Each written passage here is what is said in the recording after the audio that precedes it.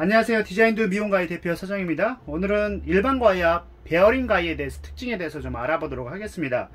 일반 가이 같은 경우는 보시게 되면 이렇게 가이의 상태가 가이를 오픈했다가 닫았을 때 가이 날선이 닫으면서 가이 피봇 나사 하단 부분의 촉선이 스치면서 닫게 되는 방식으로 만들어진 가이입니다. 보통 지렛대 원리를 이용해서 잘라지는 방식이고요. 베어링 가이 같은 경우는 지금 보시게 되면 지금 기존의 촉선 부분이라고 그러죠. 지금 촉선 부분이 존재하지가 않습니다. 보시게 되면 촉선이 지금 없죠. 이쪽 부분이 존재하지가 않고 피봇 나사 하단부에 피봇 나사 촉선 부분이 존재하지 않고 이 안쪽에 굉장히 큰 베어링이 하나가 안쪽에 있는 베어링이 들어가 있습니다. 그래서 가이를 닫음과 동시에 이 베어링만 닫아서 개폐가 되는 원리이기 때문에 가이가 적은 힘을 이용해서 닫더라도 스무스하게 닫을 수 있는 원리로 된다고 보시면 됩니다. 일반적인 스탠다드한 이런 방식의 가이 같은 경우는 가이를 열었다 닫았다 할 때, 자, 이제 조율 한번 볼게요. 오픈했다가, 자, 이렇게 닫았을 때, 살짝 좀 풀더라도, 자, 이 정도 되더라도, 가이를 움직였을 때, 보시면은 굉장히 까딱까딱거려요. 자, 이 회사, 저희 회사 제품이거든요. 이것도 그렇고, 타 회사 제품도 보시게 되면, 자, 이게, 보시게 되면, 촉선이 존재한데, 자, 보시게 되면 이렇게 까딱까딱거립니다. 일반 스탠다드한 가이들이 다 옛날 방식의 가이들 다 이런 방식으로 되어 있지만은 베어링 방식의 가이 같은 경우는 보시게 되면 까딱거리는 게 전혀 없어요. 베어링만 수축돼서 돌아가기 때문에 가이가 잘 헐거워지지도 않고 이 베어링만 돌아가기 때문에 훨씬 더 적은 힘으로 줘도 잘라도 아무 문제가 없고요.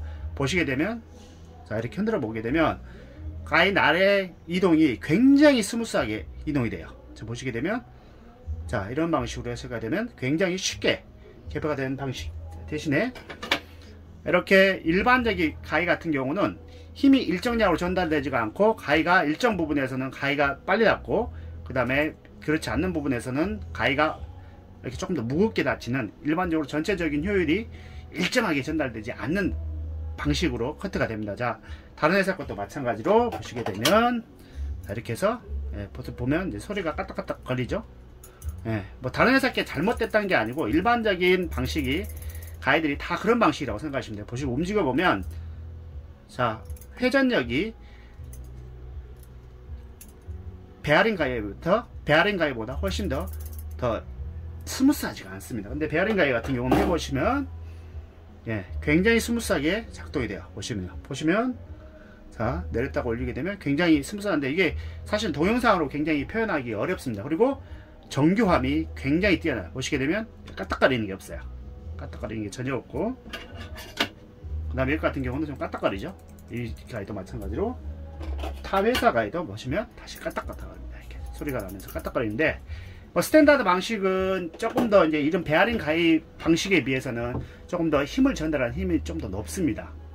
하지만은 조금 더 가이에 힘을 더 줘서 개폐를 해야지 커트가 되는 반면 이런 베어링 가이 같은 경우는 스탠다드 방식보다는 힘이 살짝은 떨어지는데 가이를 개폐했을 때 훨씬 적은 힘으로 짤 수 있기 때문에 오랜 시간 사용해도 손가락에 무리가 가지 않는다는 게 특징이고 기본적으로 장시간을 사용해도 피로감이 훨씬 더 덜하는 게 장점이라고 생각을 하시면 됩니다. 지금 국내 회사 중에서는 제조하는 회사 중에서는 두 군데가 만들고 있고요. 일본 같은 경우는 N사에서 한 회사에서만 이 큰 베어링이 들어가서 베어링만 회전하는 방식으로 많이 하는데 기존의 베어링 가이라고 하시게 되면 뒤쪽에 베어링이 조그만 게 하나가 들어가는 회사도 있고요. 이렇게 그 다음에 중앙에 볼이 이렇게 표현되는 방식의 가이도 있는데 그런 같은 경우는 실질적으로 이 마찰되는 이쪽 면과 반대쪽 동날과 정날이 마찰되는 면이 실질적으로 같이 존재하고 있기 때문에 같이 밀착이 하고 있기 때문에 뒤쪽에 베어링이 들어가는 건 크게 효과를 볼 수가 없습니다. 하지만 지금 디자인드에서 생산하는 가이 같은 경우는 베어링 안쪽에 큰 베어링이 들어가기 때문에 실질적으로 베어링만 회전을 해요. 가이가 뒤쪽에 닿질 않습니다. 보시게 되면 촉선이 아예 없죠. 그렇기 때문에 닿지 않고 적은 힘으로도 쉽게 개폐를 할 수 있는 장점이 있고, 그 다음에 가위가 까딱거리지 않기 때문에 정확하게 힘을 전달하고 처음부터 끝까지 골고루 힘을 전달할 수 있는 장점을 가지고 있습니다. 그래서 이렇게 또한 다른 회사의 베어링 가위도 물론 이제 출시하는 회사도 있지만은, 디자인도 같은 경우 특히 장점이 뭐냐면 뒤쪽 보시게 되면 베어링만 들어가고 사실은 베어링에 뭐 머리카락이든지 물이라든지 기름의 찌꺼기들이 들어가서 나올 수 있는 게 없어요. 그냥 들어가면 그냥 그걸로 끝이고, 시간이 지나면은 기름이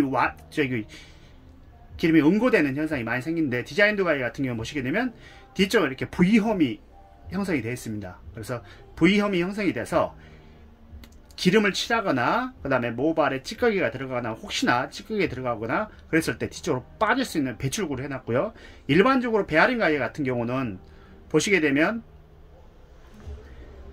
이 안쪽에 거의 100% 진공은 아니지만은 모발이 안쪽 베어링 가위 위쪽과 아래쪽에 이런 식으로 회전이 되게 되는데, 이 위쪽 부분과 안쪽 부분으로 공간이 굉장히 정밀하게 가공이 되어 있기 때문에 실제로 머리카락이 베어링 안쪽으로 들어갈 수가 없습니다. 그래서 머리카락이 안쪽으로 들어갔다 하더라도 베어링 자체에는 안 들어가는데, 안 들어가서 쉽게 가위가 빡빡해지가 않아요. 그래서 보통 뭐 날 부분만 닦고 기름을 여기다 칠하지 않아도 보통 6개월 동안은 아무 뻑뻑해진다는 현상이 거의 느낄 수 없을 정도로 장점인 가위가 이 베어링 가위 같습니다. 그래서 저희 같은 경우는 지금 598,000원 라인 이상부터 이 베어링 가위를 출시하고 있는데, 기존의 이제 스탠다드 이런 방식 가위보다는 이렇게 베어링이 들어간 가위를 할 수 있고, 보통 일본 회사 같은 경우는 엔사에서 출시하는데 보통 200만원 이상에서만 볼 수 있는데, 디자인드에서는 지금 598,000원 라인 이상부터는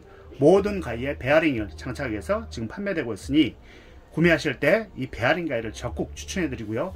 모발을 많이 잡고 자르는 분보다 선생님들보다는 모발을 좀 정교하게 잡고 자르는, 그리고 손에 무리가 가지 않기를 원하시는 선생님들한테, 특히 이제 오랫동안 장기간 가위질을 많이 해야 되고 커트 손님이 많은 선생님들한테 추천드리는 가위가 이 베어링 가위라고 생각하시면 되겠습니다. 감사합니다.